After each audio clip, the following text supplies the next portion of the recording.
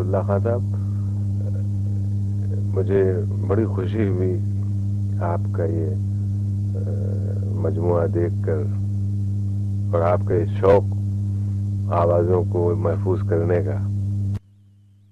میں یہاں داخل ہوا تو میں یہ سوچنے لگا کہ خود میرے ذہن میں کون آوازیں محفوظ ہیں، اس کا میں ذکر کروں. یعنی میں اب اپنے ذہن پر جب زور ڈالتا ہوں تو سب سے پہلی آواز تو خوش قسمتی سے نعت کی ہے. یعنی ہماری پھپھو جب ہم کو سلاتی تھی تو وہ مولانا مولوی غلام امام شہید کے کلام سے کچھ چیزیں پڑھتی تھیں. ان کا انداز اور جس ذوق و شوق سے وہ اس کو ادا کرتی تھیں، اس کی نقل کرنا تو میرے لیے ممکن نہیں. اس کو ترنم تو کہا نہیں جا سکتا کیونکہ وہ کوئی مغنیہ نہیں تھی، ماہر موسیقی نہیں، مگر جس ذوق و شوق سے وہ اس کو پڑھتی تھیں. ایک عاشق تھی حلیمہ زائی جس نے گھر بیٹھے یہ دولت پائی، یعنی اس شاہ کو لائی گھر میں، نور اللہ کو لائی گھر میں، نور سے کیوں نہ ہو معمور وہ گھر، جلوہ فرما ہو جہاں پیغمبر. تو اب سب سے پہلی صدا جو کان میں پڑی اور جو یاد ہے وہ الحمدللہ کہ یہ چند اشعار ہیں. اور میں نے سیرت کے جلسوں میں بھی شرکت کی ہے، تھوڑی بہت کتابیں بھی پڑھی ہیں، مگر میں آپ کو یقین دلاتا ہوں کہ جب میں ان اشعار کو یاد کرتا ہوں تو جو تاثیر اس سے محسوس ہوتی ہے وہ بڑی بڑی تقریروں اور کتابوں میں نہیں پاتا ہوں. اس کے بعد جو آوازیں میں سوچتا ہوں کون کون سی صدائیں محفوظ ہیں، تو ہمارے اس شہر میں لکھنؤ میں آپ جانتے ہیں مشاہیر تقریر کرنے والے بھی آتے تھے، اور ہمارے گھر میں ایسے لوگ بھی آتے تھے جو شاعر، ادیب، عالم. اب ان میں بعض لوگوں کا طرز گفتگو ایسا مؤثر تھا، انداز ہی میں کچھ ایسی خصوصیت تھی کہ آدمی مئو ہو جاتا تھا، متوجہ ہو جاتا تھا ان کی گفتگو کی طرف. ایسے لوگوں میں بعض تو وہ ہیں جن کے تذکرے کتابوں میں ہیں اور تاریخوں میں آ گئے ہیں، اور بعض وہ ہیں جن کا ذکر بھی نہیں آیا، مگر اس وقت جب محفل میں وہ آ جاتے تھے پھر ان کے سوا کسی کا رنگ نہیں جمتا تھا. مثلا ہمارے استاد تھے مرزا محمد عسکری صاحب، جو اردو کے ادیب بھی تھے، اور انہوں نے رام بابو سکسینہ کی کتاب کا ترجمہ اردو میں کیا ہے، تاریخ ادب اردو. وہ سرکاری ملازمت میں تھے، ایک زمانے میں ٹرانسلیشن ڈپارٹمنٹ تھا گورنمنٹ آف انڈیا کا، اس میں ملازم تھے. اس کے بعد لکھنؤ میں انہوں نے سکونت اختیار کی اور تعلقدار کالج، کالون تعلقدار کالج کے وہ پرنسپل ہو گئے تھے. اکثر ہمارے یہاں کے عمرا ان کے شاگرد تھے. اور اس زمانے میں یہ قاعدہ تھا کہ لوگ بچوں کو پڑھانا ایک اعزاز بھی سمجھتے تھے اور مشغلہ بھی سمجھتے تھے. چنانچہ مرزا صاحب مرحوم آخر میں لوگوں کو پڑھاتے تھے اپنے گھر پر، اور انگریزی زبان کے بھی ماہر، بہت بڑے ماہر تھے. تو شیکسپیئر کا اشعار وہ شیکسپیئر کے ڈرامے جو کورس میں تھے وہ پڑھایا کرتے تھے. ہم کو شوق ہوا انگریزی پڑھنے کا، تو ہمارے دادا صاحب سے بھی ان کا تعلق تھا بیعت کا اور ارادت کا، اور ہم سے بہت محبت کرتے تھے. تو ہم ان کے پاس گئے اور ہم نے ان سے کہا مرزا صاحب ہم انگریزی پڑھنا چاہتے ہیں. ان کا بہت اچھا، آپ کل سے آیا کیجیے گا شام کو عصر کے بعد. ہم اپنے کوئی کتاب لے کر پرائمر جو ہوتی ہے زمانے میں کنگ پرائمر مشہور تھا، وہ کوئی کتاب لے کر گئے. مرزا صاحب اوپر سے اترے تو اپنے ہاتھ میں ایک تشتری میں 2 پان یہ ان کے ساتھ وہ لے کے آتے تھے. ہمارے ساتھ ہمارے ایک دوست مولانا حافظ موہانی کے ایک رشتے دار مولانا سید علی حسین صاحب جو ابھی آج کل ڈھاکے میں، وہ بھی شریک تھے، ہمارے ہم سبق تھے. ہم دونوں پہنچے مرزا صاحب نے فرمایا کہ بھائی اس سے پہلے کہ انگریزی پڑھاؤں میں آپ کو، میں یہ جاننا چاہتا ہوں کہ آپ اپنی مادری زبان سے بھی واقف ہیں؟ تو مجھ کو تعجب ہوا. میں نے کہا صاحب ہم تو فارسی عربی پڑھ رہے ہیں. ان کا تو ٹھیک ہے لیکن میں آپ سے ایک شعر کے معنی جاننا چاہتا ہوں، پہلے آپ اس کے ترجمہ کیجئے، مطلب بتائیے. کہنے لگے جگر کو میرے عشق خونابہ مشرب، لکھے ہے خداوند نعمت سلامت. ان کو اس شعر کا مطلب بتائیے. اس کے بعد خود کہنے لگے پہلے یہ سوچیے کہ اس میں ہر لفظ کے معنی آپ جانتے ہیں اس شعر کے. تو ہم نے مولانا علی حسین کو دیکھا، انہوں نے ہم کو دیکھا اور آپ کو سب معلوم ہے اس کے ہر لفظ کے معنی آپ سمجھتے ہیں. جگر کو، جگر کے معنی جانتے ہیں، عشق خونابہ مشرب کا مطلب سمجھتے ہیں. اب جب ہم لوگ تشریح کرنے کا ارادہ ہم نے کیا اور بڑے تو معلوم ہوا جب ہم لوگ کھڑا رہے اور تفصیل نہیں تشریح نہیں کر پاتے ہیں کہ اس شعر کا مقصد کیا ہے. مرزا صاحب نے ایک تقریر کی اور خلاصہ اس کا یہ تھا کہ اب میں ایک زمانے میں گورنمنٹ آف انڈیا میں ملازم تھا، اس کے بعد میں نے اپنی پینشن بھیج دی اور میرے سارے ذرائع آمدنی کے مزدور ہو گئے. آخر میں مہاراجا صاحب محمود آباد نے کہا کہ میرے لڑکے کے آپ تعلیق ہو جائیے اور انہیں اب 150 روپے مہینہ میرا مقرر کر دیا. اور فرض کر لیجئے کہ اب کوئی اور ذریعہ معاش میرا نہ ہو، صرف یہ 150 روپے میرے ہوں. تو اب میں جب مہاراجا محمود آباد کو خط لکھوں گا تو اس میں لکھوں گا القاب میں خداوند نعمت سلامت، یعنی اب میرا ذریعہ معاش و بسر بڑی سب منحصر آپ کے اوپر ہے، آپ میرا خداوند نعمت ہے. شاعر یہی کہہ رہا ہے کہ اب عشق کا تعلق میرے جگر سے یہ ہو گیا ہے، تنہا انحصار اس کا میرے خون جگر پر ہے. اس لیے جب وہ خط لکھتا ہے میرے جگر کو اب عشق، تو وہ لکھتا ہے خداوند نعمت سلامت، یعنی اب سارا انحصار میرے اوپر ہے جنون کا. پہلا دن یہ تھا. اس کے بعد اب میرا اس وقت میں 13-14 برس کا سن ہوگا، 12-13-14 میں صحیح اس وقت غالباً 13-14 برس. کیونکہ ہمارے اصل میں ہم لوگ شروع میں ہمارے گھر میں یہ قاعدہ تھا کہ لوگوں کو قرآن حفظ کرایا جاتا تھا. چنانچہ ہم ابتدائی تعلیم ہماری ہوئی پہلے حفظ قرآن سے، اور حفظ قرآن جب ختم ہو چکا تو معلوم ہوا کہ حفظ برائے نام یاد نہیں ہے. تو اب اس کے ساتھ عربی اور فارسی کی تعلیم شروع ہو گئی اور پھر سے قرآن یاد کرایا جانے لگا. اور ایک ہمارے یہاں بہت مشہور مدرسہ تھا، مدرسہ فرقانیہ، حضرت مولانا قضا صاحب حیدرآبادی ایک بزرگ تھے سلسلے مجددیہ کے، جن کے ہمارے والد شاگرد تھے مولانا عبدالباری صاحب، اور وہ شاگرد تھے مولانا عبدالحی فرنگی مالی کے. اور اپنے زمانے میں ایک بڑے عارف اور صوفی اور عالم اور بزرگ کی حیثیت سے ان کی عظمت تھی. انہوں نے ایک مدرسہ قائم کیا تھا جس کا مقصد یہ تھا کہ قرآن صحیح طور پر پڑھا جائے تجوید و قرأت کے ساتھ. اس کا نام مدرسہ فرقانیہ ہے، اور کہا جاتا ہے کہ انہی کی دعا کی برکت سے اصغر علی محمد علی کا جو کارخانہ عطر ہے اس کو ترقی حاصل ہوئی. چنانچہ اب تک کارخانہ اصغر علی محمد علی اس مدرسے کا خرچ برداشت کرتا ہے اور قائم ہے. تو اس میں اکثر قراء جو تھے وہ مدرسہ فرقانیہ میں تھے. اس میں ایک بہت مشہور آدمی تھے قاری عبد المالک، ان کے ایک شاگرد تھے حافظ سیاح حسین صاحب، قاری حافظ سیاح حسین. وہ ہمارے یہاں کے ایک خوشحال گروہ کے فرد تھے، ان کے اکثر اعزا بڑے بڑے تاجر تھے. شیخ احمد علی خان بہادر شیخ خان صاحب، شیخ احمد علی دلن ایک بزرگ تھے، دوسرے اور لوگ تھے جن کی دکانیں بھی تھیں اور کاروبار بھی تھا. ہمارے استاد حافظ سیاح حسین عجب مزاج کے شخص تھے اور بہت عمدہ قرآن ان کو یاد تھا، اور اس سے زیادہ ان کو یاد کرانے میں مہارت تھی. چنانچہ جب ہمارے اساتذہ کو بزرگوں کو خبر ہوئی کہ ہمارا حفظ قرآن برائے نام ہے تو تلاش ہوئی کسی اچھے حافظ کی، اور حافظ سیاح حسین صاحب مل گئے. حافظ سیاح حسین بڑی محبت سے پڑھاتے تھے اور ذوق پیدا کرتے تھے کہ آدمی میں یاد کرنے کا. چنانچہ انہوں نے ہم پہلے 21ویں پارے سے شروع کرایا قرآن کو، تلوا غیہ سے، اور پورا قرآن میرے خیال میں 2 سال سے کم مدت میں صحت کے ساتھ یاد کرا دیا، جو ایک بڑا مشکل کام ہے. اسی زبان نہیں،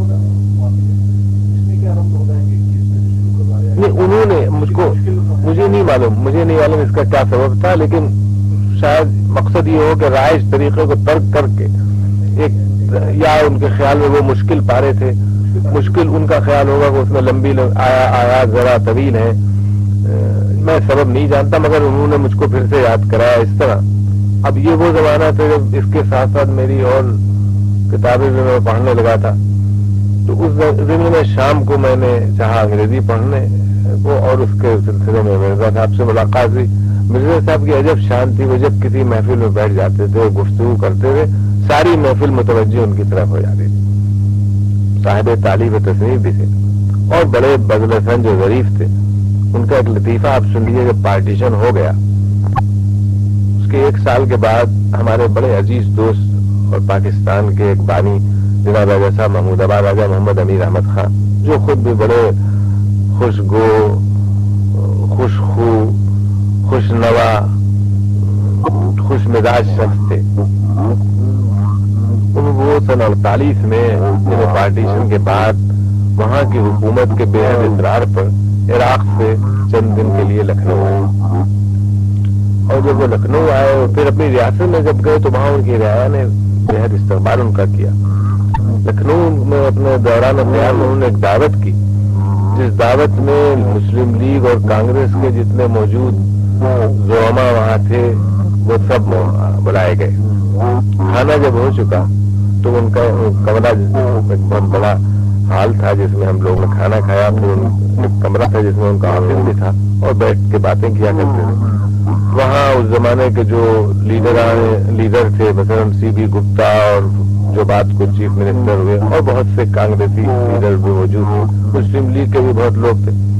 مجھ کو یہ معلوم تھا کہ ہمارے استاد مرزا محمد عسکری صاحب کو انگریزوں سے بے حد محبت اور ان کی حکومت کے جانے کا بہت غم تھا۔ حالانکہ ان کے تعلقات مولانا ابوالکلام آزاد سے بھی بے تکلفانہ اور دوستانہ تھے، لیکن وہ سیاسی تحریکوں کے خلاف تھے، کانگریس کے بھی خلاف تھے، مسلم لیگ کے بھی خلاف تھے۔ ہر تحریک جو سیاسی ہو وہ ان کے مزاج کے موافق نہ تھی۔ اب جو کچھ سبب ان کا یہ تو نہیں سمجھتا ہوں، نہایت خلوص سے سمجھتے ہیں کہ انگریزوں کی حکومت بڑی بابرکت تھی ہندوستان کے لیے، اور وہی لطیفہ میں آپ کو سنانا چاہتا ہوں۔ مجھے یہ معلوم تھا، تو ہم لوگ جب گفتگو کرنے لگے تو میں نے مرزا صاحب کو چھیڑنے کی غرض سے کہا، مرزا صاحب ایک ہی انگریز چلے گئے اور انہوں نے کیا کیا کام کیے، بہرحال سڑکیں بنائی، اسپتال بنائے، عدالتیں قائم کی، اور بہت سے خدمات کیے۔ آج کل لوگ صرف ان کی برائیاں بیان کرتے ہیں، ان کی اچھائیاں کوئی نہیں ذکر کرتا ہے۔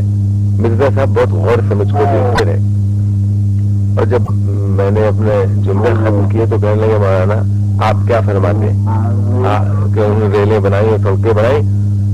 میں برب کعبہ آپ سے کہتا ہوں کہ یہ کان ڈیم پھول سننے کو ترستے ہیں، لیکن آپ ان کی خوبیاں بیان کریں، مجھے ان کے گالیاں تک یاد آتی اس قسم کے۔ وہ اب پورا مجمع جو تھا وہ اس قسم کے لوگ تھے۔ ایک اور بزرگ ہیں، انتقال ہو گیا، عرصہ ہوا، ایک اور بزرگ ہمارے دوست اور بڑے لائق شخص حکیم خواجہ شمس الدین، شفاء الملک حکیم خواجہ شمس الدین تھے، جن کا ابھی حال میں انتقال ہوا۔ اس بلا کی یادداشت، ایسا قوت حافظہ میں نے کم دیکھا ہے جیسا حکیم صاحب کو میسر تھا۔ جب آل انڈیا مسلم لیگ کا سیشن لکھنؤ میں ہوا، سب لوگ اس کی استقبالیہ کمیٹی میں راجہ صاحب کی وجہ سے، ہم لوگوں کے اپنے ذاتی تعلقات کے بنا پر بہت سے لوگ اس میں آ گئے تھے جن کو سیاست سے زیادہ دلچسپی ہوئی تھی۔ حکیم خواجہ شمس الدین صاحب میونسپلٹی کے ممبر تھے اور چودھری خلیق الزماں اس کے چیئرمین تھے، اس لحاظ سے بھی ہم سے تعلقات تھے، راجہ صاحب سے تعلقات تھے، ہمارے والد کے شاگرد تھے، بڑے عزیز شاگرد تھے۔ بہر صورت وہ بھی اس ریسیپشن کمیٹی میں تھے۔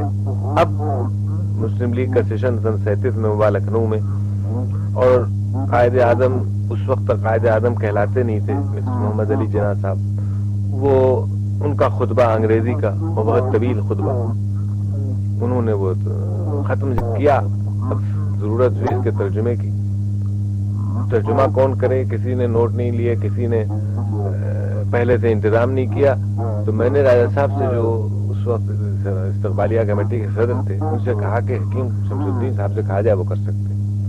حکیم صاحب کھڑے ہو گئے, ایکسٹمپور انہوں نے ترجمہ کیا اسی ترتیب کے ساتھ, اور اسی معلوم ہوتا تھا کہ یہ ایک لکھی ہوئی چیز پڑھ رہے ہیں. اچھا, ان کے حافظے کا عالم یہ تھا کہ انہوں نے اپنے زمانے طالب علمی میں جو عربی قصیدے پڑھے تھے, مثلا سبع معلقہ جو مشہور ہیں, یا متنبی کا کلام, وہ ان کو یاد تھے. ہزاروں شعر فارسی اور اردو کے, اور یہ جانے دیجیے نثر عبادتیں کتابوں کی ان کو حفظ تھی. قرآن حفظ تھا اور بہت کم عمری میں حفظ کر لیا تھا, اور بہت عرصے تک آخر عمر تک تراویح پڑھتے رہے. مگر حیرت کی بات یہ تھی کہ وہ علی سینا کی عبارتوں کی عبارتیں, پوری عبارت یاد ان کو. وہ زبانی جب کوئی واقعہ بات ان کو بیان کرنا ہو تو وہ کوٹ کرتے تھے, فوراً بیان کرتے تھے کہ شیخ نے لکھا ہے الماء والفواکہ ردیون والبتی خیارزہ, یا اس طرح کی عبارتیں جو پوری عبارتیں وہ نقل کرتے تھے. بلا کہا بلا, اور بڑے کامل طبیب تھے, حاذق طبیب تھے, اور بڑے مخلص شخص تھے. اور آخر میں تو ایک تنہا وہی رہ گئے تھے لکھنؤ میں. افسوس ہے کہ 2-3 سال میں ان کا بھی انتقال ہو گیا. اشعار ان کو بے حد یاد تھے. جب وہ آتے تھے تو اشعار گفتگو میں اکثر شعر پڑھتے تھے.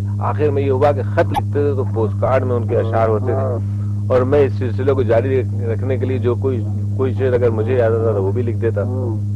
ایک مرتبہ آئے تو کہنے لگے کہ میر انیس کا کلام بہت مشہور ہے, اور میں ان کی غزل آپ کو سناتا ہوں, اس کے چند شعر آپ سن لیجیے. کہا مطبوعہ ہوگی, غالباً غیر مطبوعہ تو بھی نہیں کہہ سکتا.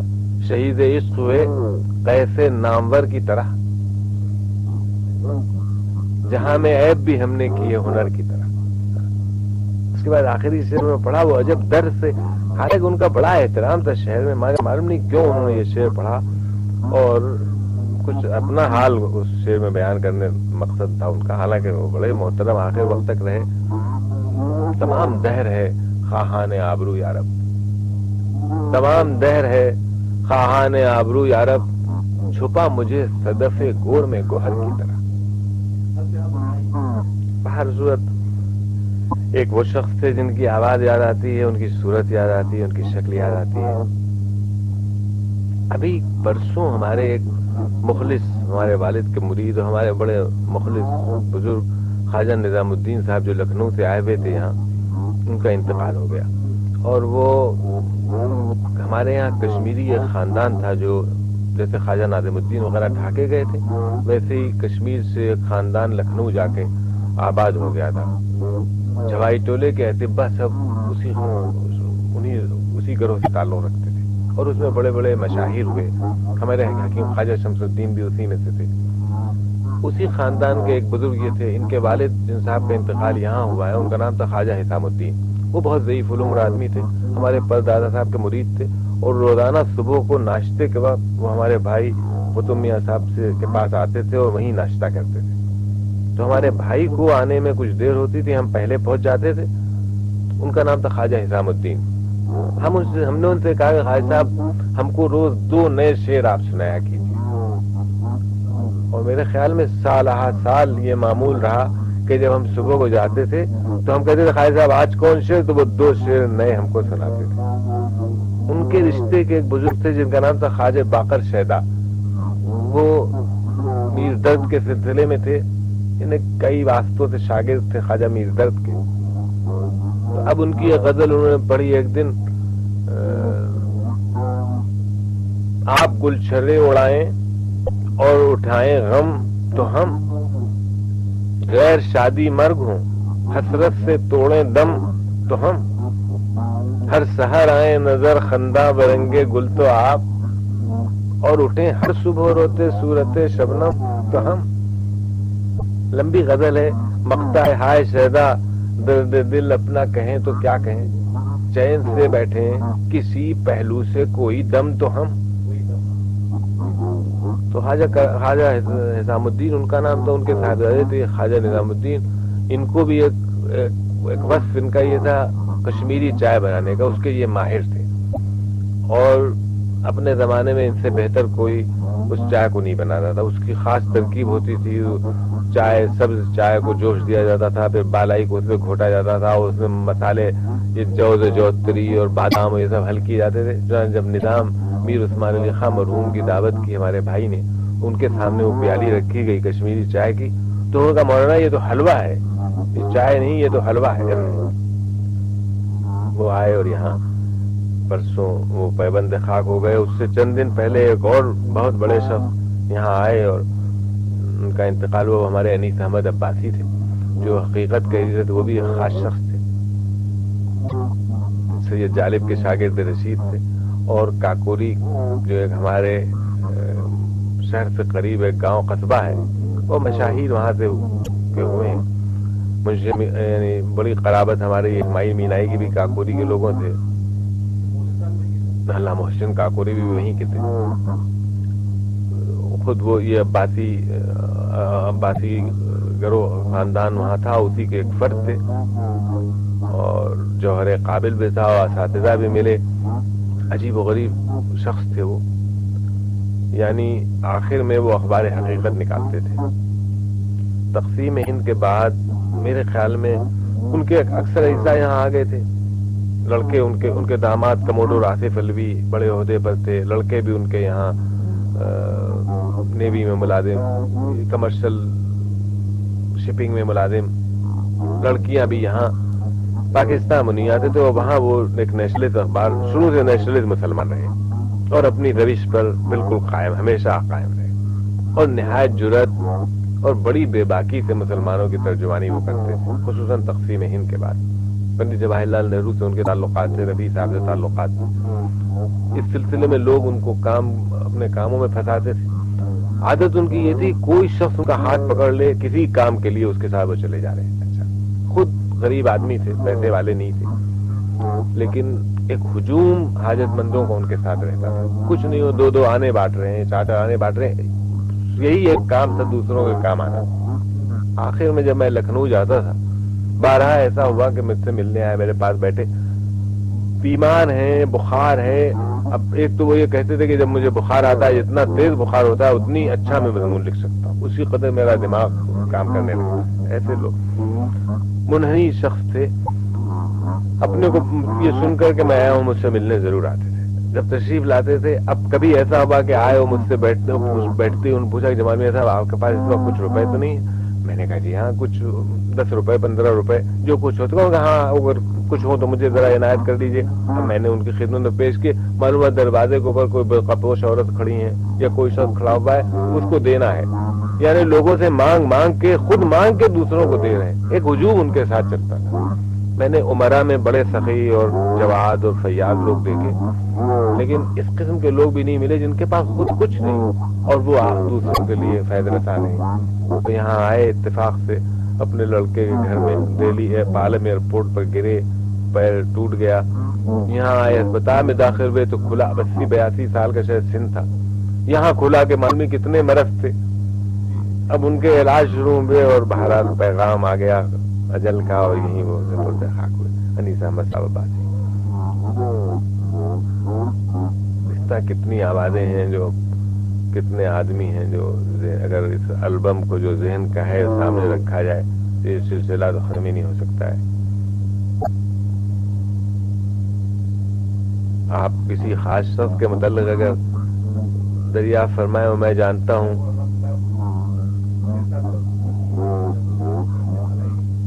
اس سے کیا ہوتا ہے.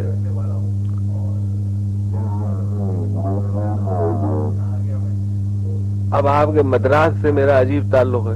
یعنی مدراس ہمارے جد اعلیٰ ملا قطب الدین شہید سہالوی تھے. اس کے بعد ان کی اولاد میں ایک بہت مشہور بزرگ گزرے, مولانا بحرالعلوم عبدالعلی ملک, جن کا مزار والا جاہی ماسک کے ساتھ ہے. مولانا عبدالعلی بحرالعلوم نے کی اپنی وفات کے بعد اپنا جانشین, بلکہ اپنی زندگی میں اپنا جانشین اپنے داماد کو بنا دیا تھا, جن کا نام تھا علاء الدین, ملا علاء الدین. وہ لکھنؤ سے چلے گئے تھے مدراس, اور ملک العلماء بحرالعلوم کا خطاب ان کو ملا. اس کے بعد ان کے لڑکے کا نام تھا ملا جمال الدین, جن کے نام پر میرا نام رکھا گیا ہے. ملا جمال الدین اور ملا علاء الدین دونوں کے مزار والا جاہی ماسک میں ہیں مدراس میں. مولانا بحرالعلوم کی وجہ سے مدراس میں اکثر سراسی علماء کے جیسے ان کا سلسلہ تلمذ انہی پر ختم ہوتا تھا, اور مجھے مدراس جانے کا اتفاق ہوا آل انڈیا مسلم لیگ کے سیشن میں، یہ سن 41 ہوگا غالباً، اور بڑے مارکے کا وہ جلسہ تھا، لاہور کا ریزولوشن پاس ہو چکا تھا، اس کے بعد اس کو کریڈ بنایا گیا مدراس میں، اور بڑا شاندار اجلاس تھا۔ ہم لوگ یعنی راجہ صاحب محمود آباد اور ہم سب بمبئی سے ایک اسپیشل ٹرین میں قائد اعظم کے ساتھ گئے۔ راستے میں ہر اسٹیشن پہ اتنا ہجوم تھا کہ ایک اسٹیشن پر قائد اعظم کو لوگ دیکھنے آئے اور ان کو دورہ پڑ گیا ایسا کمزوری کا کہ فینٹ ہو گئے، تقریباً بے ہوش ہو گئے۔ میں خود بھی بہت بیمار تھا، یعنی مجھے اس زمانے میں سخت شکایت تھی معدے کی، ایسی کہ میں 8 دن، مجھے یاد ہے 8 دن تک کوئی غذا میری نہیں ہوئی تھی۔ تو جب میں مدراس پہنچا تو مسلم لیگ کے ڈیلیگیٹ وہاں ایک لائرہ کالج تھا، اس میں ٹھہرائے گئے، اور ہمیں جناح صاحب جس گھر میں ٹھہرے تھے وہ نمازی ایک صاحب تھے، نمازی لین، نمازی روڈ، ان کا گھر بھی تھا وہاں نمازی، ان کے گھر میں ٹھہرائے گئے۔ راجہ صاحب اور جناح صاحب اسی گھر میں تھے، اور مس جناح نے ہم کو، جب ہم پہنچے تو میں قدر ضعیف و کمزور، اور 8 دن سے سوائے گلیکسو فوڈ کی کوئی چیز ہم نے پی نہیں تھی، تو انہوں نے ہم کو چکن سوپ بنوا کے پلایا۔ اس کے بعد فکر ہوئی کہ کسی ڈاکٹر کو دکھایا جائے، تو یہ خلیلی، عباس خلیلی کے ایک بھائی ہیں تقی خلیلی، ڈاکٹر تقی خلیلی، یہ اس زمانے میں شروع ان کی ڈاکٹری کا تھا، میڈیکل کالج میں تھے، یہ آئے، انہوں نے ہم کو دیکھا، انہوں نے کہا صاحب یہ کیا غضب آپ نے کیا ہے، آپ 8-10 دن سے کھایا پیا آپ نے نہیں۔ انہوں نے ایسڈ مکسچر کا نسخہ لکھا اور کھانا پینے کی ہدایات کی، خیر اس سے بہت فائدہ ہم کو ہوا۔ پھر مدراس کے سیشن میں ہم نے شرکت کی، اور اس سیشن میں بڑی نواب بہادر یارجنگ بھی تھے، ان کی بڑی شاندار تقریر ہوئی۔ پھر ایک ریزولوشن تھا کہ قائد اعظم کو پورے اختیارات دیے جائیں، اس پر راجہ صاحب اور حسن اصفہانی اور ہم نے تقریریں کی۔ مولانا کرم علی ملی آبادی بزرگ تھے، انہوں نے بڑی پرجوش تقریر اس میں کی۔ مولانا عبدالحمید بدائنی تھے، وہ پہلے ہی دن سیشن کے اوجھانی ایک مقام تھا، بدایوں میں اس میں فائرنگ ہو گئی تھی، اس پر ان لوگوں نے تقریریں کی بڑی پرجوش۔ راجہ صاحب نے اس سیشن میں فلیگ ہاسٹنگ کی تھی، اس میں انہوں نے تقریر کی، اور پھر ہم لوگوں نے مدراس کے صوبے کا دورہ کیا پورا۔ ایک پاکستان ڈیلیگیشن بنا ہوا تھا جس میں نواب صدیق علی خان تھے، یوسف ہارون اور حاجی عبدالستار اسحاق سیٹھ، راجہ صاحب اس کے لیڈر تھے، اور ہم لوگ پھر بہت مقامات پر مدراس کے گئے، یہاں تک کہ وہ حصے جو جہاں بالکل اردو سمجھی نہیں جاتی ہے، ملیالم کے علاقے، وہاں بھی گئے، کنور اور کالی کٹ اور ٹلی چری اور کہاں گئے معلوم نہیں، سب جگہ پھرے، اور مدراس میں ان لوگوں سے بھی ملا جو ہمارے بزرگوں سے واقف تھے، ان مزارات میں بھی حاضر ہوئے۔ مدراس سے تو یہ تعلق ہے، اور وہاں بس جہاں میں ایک ہی مرتبہ گیا اور بہت میرے اوپر اثر، اور میں نے یعنی مدراس میں نے ایک چیز دیکھی، اور خصوصاً جنوبی ہند اور مدراس کے مسلمانوں میں جو خلوص اور دینداری اور صداقت اور سادگی میں نے پائی، وہ کسی خاص حصے کو، میں یہ مقصد میرا نہیں ہے کہ میں کوئی کسی علاقے کی عظمت کو یا اس کے مرتبے کو کم کروں، لیکن وہاں کے مسلمانوں میں جو میں نے سچائی اور سادگی پائی، وہ سیاست مسلم لیگ کو نہیں سمجھتے تھے، انہوں نے اس کو مذہب کی طرح اختیار کیا، اور اسی لیے ایک مرتبہ میں نے قائد اعظم سے پوچھا بمبئی میں، جب میں آل انڈیا مسلم لیگ کا جوائنٹ سیکریٹری بھی تھا، تو یوں ہی میں نے ان سے سوال کرنے لگا کہ آپ کس جگہ کی مسلم لیگ کو سب سے زیادہ منظم سمجھتے ہیں؟ تو انہوں نے مجھ سے کہا مدراس کی مسلم لیگ کا سب سے منظم مسلم لیگ وہاں کی۔ اور یہ واقعہ بھی تھا کہ مدراس میں آپ یہ دیکھیے، ایک اخبار انگریزی کا جو نکلتا تھا ڈکن ٹائمز، وہ ویکلی تھا، پورے ہندوستان میں اس کی اشاعت تھی، اور مدراس جا کے مجھے اندازہ وہاں کے مسلمان صرف باتیں نہیں کرتے تھے، تقریریں نہیں، بلکہ انہوں نے تعلیمی شعبے میں اس کا ثبوت پارٹیشن کے بعد ملا، یعنی ڈاکٹر عبدالحق مرحوم ان کا بعد کو انتقال ہوا ہے، انہوں نے مجھ سے بتایا کہ اس وقت تک 22 اسکول اور 6 کالج تقسیم ہند کے بعد وہاں ان لوگوں نے بنائے نئے، اور کوالالمپور میں میری لڑکی کی شادی ہوئی ہے تو وہاں میں گیا، اس سلسلے میں سنگاپور میں تھا. تو اس زمانے میں ایک بزرگ، میں نام مجھے یاد نہیں، کویا شاید ان کا نام تھا، مسلم لیگی لیڈر تھے جو آئے ہوئے تھے سنگاپور. چونکہ یہ ساؤتھ انڈیا کے بہت مسلمان تجارت میں سنگاپور اور کوالالمپور وغیرہ میں ہیں، تو وہ ان اداروں کے اعانت کے لیے وہاں آئے ہوئے تھے، دورہ کر رہے تھے، اور وہاں سے مسلمان چندہ کر کے بھیجتے تھے.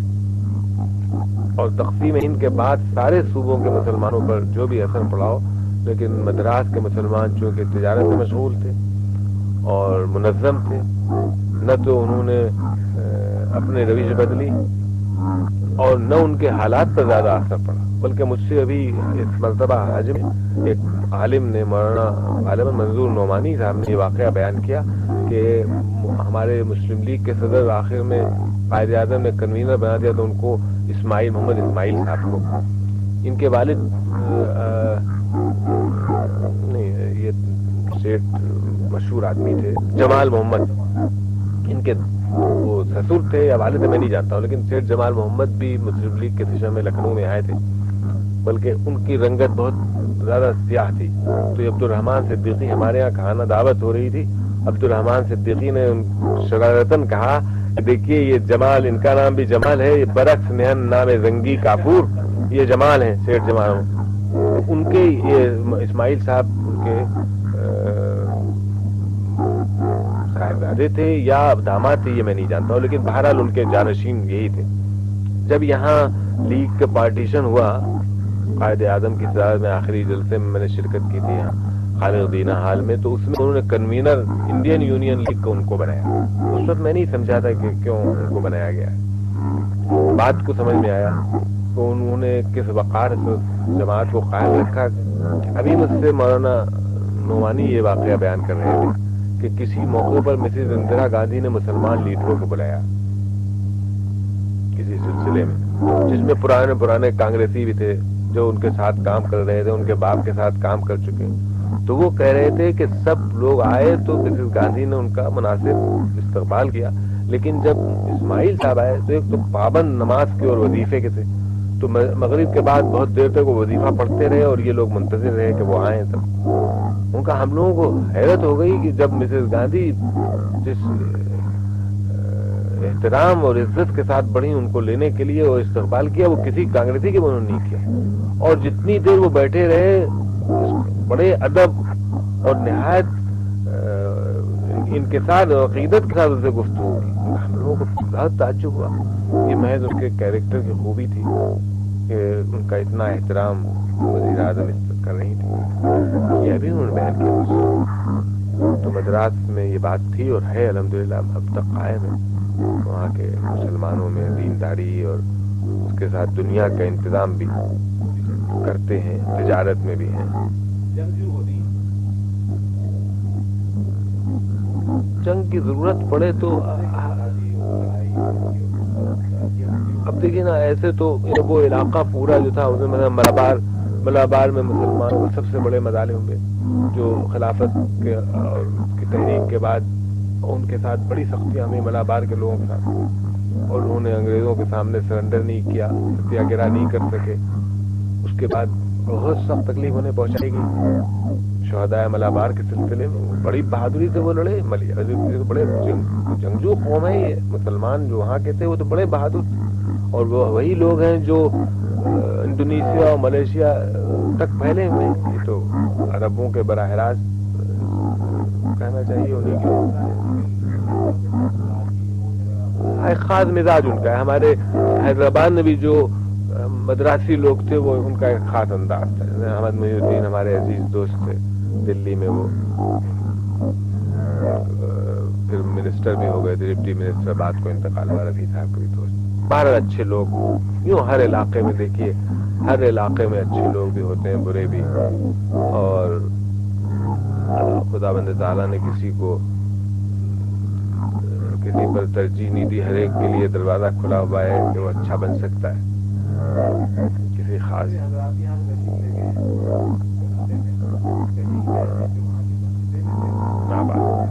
نہیں، وہ دینداری ہے. دین اور انتظام سب سے بڑی چیز یہ ہے کہ اگر دنیا ترک کر دی جائے اور دنیاوی انتظام سے غفلت برتی جائے تو پھر دینی ادارے بھی قائم نہیں رہ سکتے. جیسا ہم لوگوں نے ہمارے علاقوں میں ہوا، یو پی وغیرہ میں، خصوصاً ہمارے فرقے کے ساتھ ہوا کہ ہمارے یہاں نظم کے ساتھ کبھی توجہ نہیں کی گئی مساجد یا اداروں کو باقی رکھنے کی. نتیجہ یہ ہوا کہ اب جب اس کے مدد کرنے والے ختم ہوئے، وہ ادارے جو تھے وہ بھی ختم ہو گئے. برخلاف ان مقامات کے جہاں لوگوں میں انتظامی مادہ تھا، انہوں نے ایسی مساجد قائم کی، اس کے ساتھ وقف قائم کر دیے، مدرسے بنائے، اس کے ساتھ جائیدادیں بنا دی، وہ کسی نہ کسی طرح چل رہی ہیں. تو یہ علاقوں کا بھی اس میں فرق ہے. پھر مدراس میں ایک اور بات بھی تھی کہ وہاں خود ہندو منقسم تھے آپس میں، برہمن میں اور نان برہمن میں اتنا تفرقہ تھا کہ وہاں مسلمانوں کو اس قسم کا مقابلہ درپیش نہیں تھا جیسا ہندی اسپیکنگ ایریا میں ہے، بہار اور یو پی وغیرہ میں جہاں ہندو متعصب متحد تھے.